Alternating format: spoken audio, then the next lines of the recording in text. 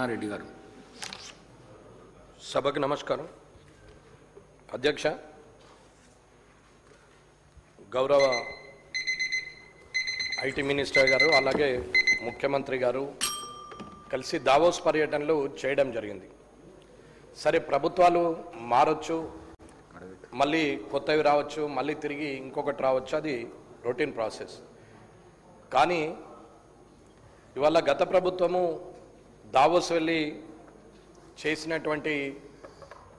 తెచ్చినటువంటి కంపెనీలు కానీ పెట్టుబడులు కానీ ఉద్యోగాలు ఇవ్వడం కానీ వారు చేసిన దానికన్నా ఈ ప్రభుత్వము దావోస్కు 2 సార్లు వెళ్ళి 24, 25 2 సంవత్సరాలు వెళ్ళి ఇవాళ అక్కడ పాల్గొని ఇక్కడికి తీసుకొచ్చినటువంటి కంపెనీలు ఎన్ని, వాటి వల్ల ఉద్యోగస్తులకు వచ్చింది ఎన్ని అనేది అడగడం జరిగింది. సరే, గౌరవ మంత్రి గారు సమాధానం ఇచ్చారు. సరే, వారు చెప్పిన దానికి పేపర్ మీద ఇచ్చిన దానికి చాలా తేడా ఉంది. మొదటిసారి పోయినప్పుడు 2 లక్షల కోట్లు, రెండోసారి పోయినప్పుడు 3 లక్షల కోట్లు ఇవన్నీ పెట్టుబడులు వస్తున్నాయి ఆల్రెడీ అని చెప్పారు. కానీ ఇప్పటి వరకు అయినటువంటి కంపెనీలు అవి 9 కంపెనీలకు ఇవాళ సుమారు 80,000 అండ్ 30,000 చొప్పున అలొకేషన్ చేస్తున్నాం, ల్యాండ్స్ ఇస్తున్నాం. కొన్నేమో ల్యాండ్స్ అలొకేట్ చేయడం జరిగింది, ఇంకా కొన్నేమో ల్యాండ్స్ అలొకేట్ చేయడానికి ప్రయత్నం గుర్తించడం జరిగింది, భూమిని అని చెప్పడం జరిగింది. ఇవాళ మాటలు వేరు, ఇంప్లిమెంటేషన్ జరగడం వేరు అవుతున్నది అనేది ముఖ్యంగా గమనించాల్సిన అవసరం ఉంది. ఇవాళ దావోస్ వెళ్ళి వచ్చిన ఖర్చులు ఎంత, జరిగినటువంటి లాభం ఎంత, ప్రజలకు దానివల్ల ఉపయోగం ఎంత అనేది ముఖ్యం. సరే, మంత్రులు, ఆఫీసర్లు, అధికారులు, అలాగే ఎమ్మెల్యేలు, కార్పొరేషన్ చైర్మన్లు ఆల్మోస్ట్ నాకు తెలిసి 70% విదేశీ ప్రయాణం చేసేసారు ఈ 2 సంవత్సరాల్లో. విదేశీ ప్రయాణంలో పెట్టినటువంటి ఖర్చులు ఇవన్నీ కూడా ప్రజాధనంతో ప్రభుత్వం ద్వారా ఖర్చు అయినటువంటి డబ్బులే తప్ప సపరేట్గా కొత్తగా చేసింది ఏమీ లేదు. మరి ఇంతమంది వెళ్ళి విదేశీ ప్రయాణం చేసి అక్కడ ఉన్నటువంటి పర్యాటకులను ఆకర్షించడము, లేకపోతే వారిని మన దేశానికి పర్యాటక రంగానికి ఉపయోగపడేటట్టు పర్యాటకులను పెంచడము, లేదా కంపెనీలను తీసుకురావడము, లేదా పెట్టుబడులు తీసుకురావడము, వాటి తద్వారా ఇక్కడ ఉద్యోగాలు యువతకు రావడము, ఇలాంటి ప్రయోగం చేయడం వరకు నేను తప్పుపట్టట్లేదు. కానీ జరిగినటువంటి ఖర్చు ఎంత, జరుగుతున్న లాభం ఎంత, దానివల్ల భవిష్యత్తులో యువతకు ఎంత ఉపయోగపడుతుందనేది ముఖ్యమైన ఆలోచన. ఇది ఒక్కసారి ఐటీ మినిస్టర్ గారు, ముఖ్యమంత్రి రేవంత్ రెడ్డి గారు ఆలోచించాలి. డబ్బులు లేవంటారు, అప్పుల పాలైనమంటారు, గత ప్రభుత్వం మీద విరుచుకుపడతారు. 2.5 సంవత్సరాలు అయిపోయింది. ఇంకా 2.5 సంవత్సరాల్లో 1.5 సంవత్సరం మాత్రమే ప్రజలకు సేవ చేసే అవకాశం ఉంది. ఇంకొక సంవత్సరం ఎలక్షన్లోనే ఉంటారు. కనీసము ఆ సమయంలో పనిచేద్దామనే ఆలోచన కన్నా ఎలా గెలవాలి, తిరిగి ఎలా మనము మళ్ళీ అసెంబ్లీకి రావాలనేది ప్రతి ఒక్కరికి ఉంటుంది. ఈ 2.5 సంవత్సరాల్లో చేసినటువంటి ప్రయత్నము గత ప్రభుత్వాన్ని మించి జరిగిందా, లేకపోతే వారితో పోల్చుకుంటే మన ప్రభుత్వము బెటర్గా ఉందా, వారు దుర్వినియోగం చేసినటువంటి అంటే ప్రయాణంలో ఖర్చు పెట్టినటువంటి ఎంత, దాని మీదకెళ్ళి పోల్చుకుంటే మనం ఎంత పెట్టినాం, వారు తెచ్చింది ఎంత, వారితో పోల్చుకుంటే మనం తెచ్చింది ఎంత, వారు ఇచ్చిన ఉద్యోగాలన్నీ, తిరిగి మనం తీసుకొచ్చిన ఉద్యోగాలన్నీ, లేదా భవిష్యత్తులో ఇవాళ పెట్టిన చెట్టు, మా తాత పెట్టిన చెట్టు మనవడికి ఫలాలు అందిస్తుంది అన్నట్టు అది కరెక్టే, అది కాదని నేను అను. కానీ ఆ ప్రొజెక్షన్ ఏదైతే ఉందో అది నిజమైన ప్రొజెక్షన్ అయితే పర్వాలేదు. కాబట్టి ఇవాళ నాకు తెలిసిన కాడికి all corporation chairmans, almost 70% MLAs and అనకూడదు కానీ అసెంబ్లీ సెక్రటరీ నుంచి సహా టూర్లు పోయి వచ్చారు, తిరిగి వచ్చారు. నేనేం తప్పుపట్టట్లేదు. రేపు ఆ జాగాలో నేనున్నా కానీ నేను చేయాల్సి వచ్చినా నేను కూడా వెళ్ళి చూడాల్సి వస్తుంది, చెప్పాల్సి వస్తుంది, చూసిన తర్వాతనే చేయాల్సి వస్తుంది. దాన్ని తప్పుపట్టట్లేదు. కానీ ఇవాళ చేసినటువంటి కార్యక్రమం ఏదైతే మాటల పరంగా ఉందో అది పేపర్ పరంగా అధికారుల ద్వారా అది ఖచ్చితంగా గ్రౌండింగ్ కావాలనేది నా కోరిక. ఏ యువతకైతే ఏ యువతకైతే ఉద్యోగాలు ఇస్తామని చెప్పారో అన్న నేను బరాబరే మాట్లాడుతున్నా, ఎవరిని విమర్శించట్లేదు. నేను నాదైనాక మీరు మాట్లాడండి అన్న. నేను 2.5 ఏళ్ల నుంచి ఓపిక పట్టినా అన్న. ఇక నేను కూడా స్టార్ట్ చేద్దామనేది ఆలోచన. నేను అనేది వింటే అర్థమవుతుంది అన్న. నేను ఎవరిని విమర్శించట్లేదు కదా. నేను ఆ స్థాయిలో ఉంటే నేను కూడా వెళ్తా అని చెప్తున్నా కదా.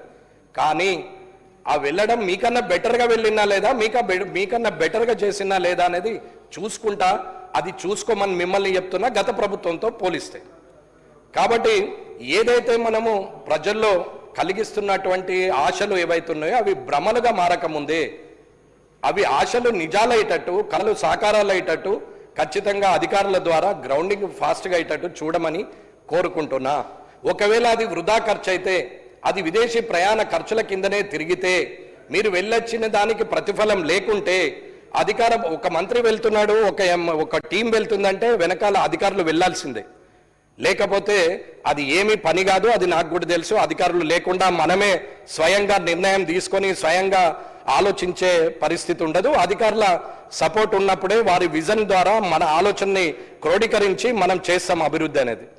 అటువంటి పరిస్థితిలో ఉండాలి అని నేను కోరుకుంటున్నా. ఆ పని జరగాలనేది నా ఆలోచన. ఏదైతే చెప్తున్నామో అది చేయాలి, ఏదైతే చెప్తున్నామో అది కాకపోతే కాలేదనే ఒప్పుకోవాలి. తర్వాత ఎప్పుడు చేస్తామనేది నిజం చెప్పాలనేది నా ఆలోచన అధ్యక్ష. కాబట్టి మీరు ఖచ్చితంగా దీని మీద నిజానిజాలు ఖచ్చితంగా చెప్పాలి. మీరు అన్న మాటకి ఇక్కడ పేపర్లో ఉన్న మాటకి తేడా ఉంది. కాబట్టి త్వరలోనే మీరన్న అన్ని లక్షల కోట్లది అక్కడ గ్రౌండింగ్ అయ్యేటట్టు చూడండి. భూమి కేటాయింపులు చేయండి, శంకుస్థాపనలు చేయండి, కంపెనీలను స్టార్టప్ చేయండి. ఉద్యోగాలు ఇచ్చే పరిస్థితికి మనం దిగిపోయే లోపల ఆ ఉద్యోగాలు ఇచ్చే పరిస్థితికి రావాలనేది నా కోరిక. కాబట్టి గౌరవ ముఖ్యమంత్రి గారికి, గౌరవ ఐటీ మినిస్టర్ గారికి ఇద్దరికి కోరుకునేది ఏంటంటే, ఏదైతే చెప్పారో అది నిజంగానే 1 year లోపల పూర్తి అయ్యేటట్టు చూడాలని కోరుకుంటూ ఈ అవకాశం ఇచ్చినందుకు ధన్యవాదాలు తెలియజేస్తున్నాను. శ్రీ పాయల్ శంకర్ గారు.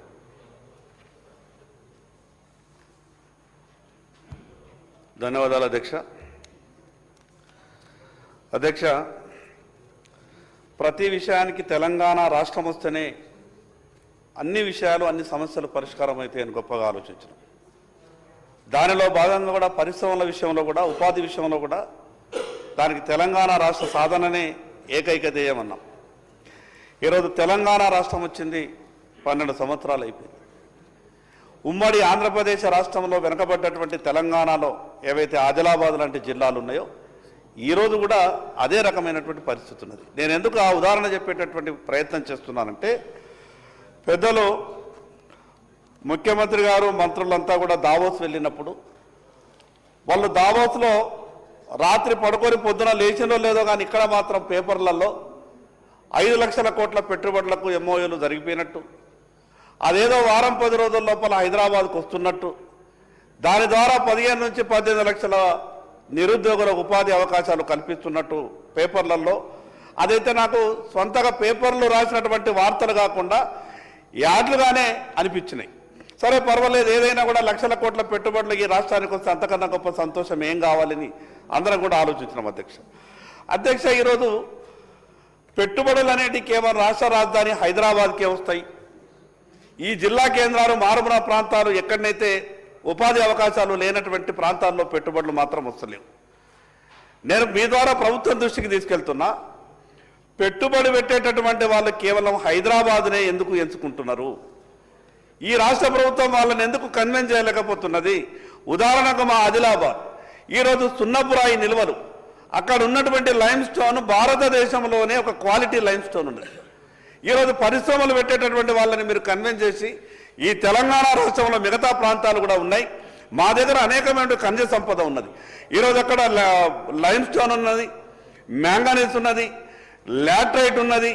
ఈ రకంగా దాదాపు 15 నుంచి 16 రకాల ఖనిజ సంపద ఈరోజు ఆదిలాబాద్ జిల్లాలో ఉన్నప్పటికీ, అదేవిధంగా మిగతా ఖమ్మం జిల్లాలో ఉన్నప్పటికీ వెనకబడ్డటువంటి ప్రాంతాలకు ఈ ప్రభుత్వం పెట్టుబడులు చూపించడంలో విఫలమైనట్టు అనిపిస్తూ ఉన్నది అధ్యక్ష. ఇంకో విషయం, ఇప్పుడు ప్రోత్సాహకాలు ఏదైనా కానీ పెట్టుబడి పెట్టేటటువంటి వాళ్లకు ఏ రాష్ట్ర ప్రభుత్వం ఏ రకంగా వాళ్లకు ప్రోత్సాహం ఇస్తే ఆ రకంగా ఆ రాష్ట్ర ప్రభుత్వాలకు ఆకర్షితులై పెట్టుబడిదారులు అక్కడికి వెళ్తా ఉన్నారు. ఈ తెలంగాణ రాష్ట్రంలో 2014-15లో ఏవైతే పరిశ్రమలకు ప్రోత్సాహకాలు ఉంటాయో 2014-15లో ఇచ్చారు. దాని తర్వాత 2025-26 ఈ రోజు కూడా ఇప్పటికి కూడా ఇంకా మరి వాళ్ళకి ఇవ్వాల్సినటువంటి వాళ్ళకి ఇచ్చేటి ఏమో 1000 కోట్ల రూపాయలు ఉంటే బడ్జెట్లో 100 కోట్ల రూపాయలు మీరు కేటాయిస్తున్నారు. నేనేమంటున్నానంటే వాళ్ళు చేసే పని వాళ్ళు చేస్తలేరు, మనం చేసేటటువంటి మనం చేస్తలేరు. మీ ద్వారా ప్రభుత్వానికి నేను విజ్ఞప్తి చేస్తా ఉన్నాను అధ్యక్ష. ప్రత్యేకంగా నా ఆదిలాబాద్కు సంబంధించిన సిమెంట్ ఫ్యాక్టరీని కేంద్ర ప్రభుత్వం రాష్ట్ర ప్రభుత్వానికి ఇవ్వడానికి సిద్ధంగా ఉన్నది.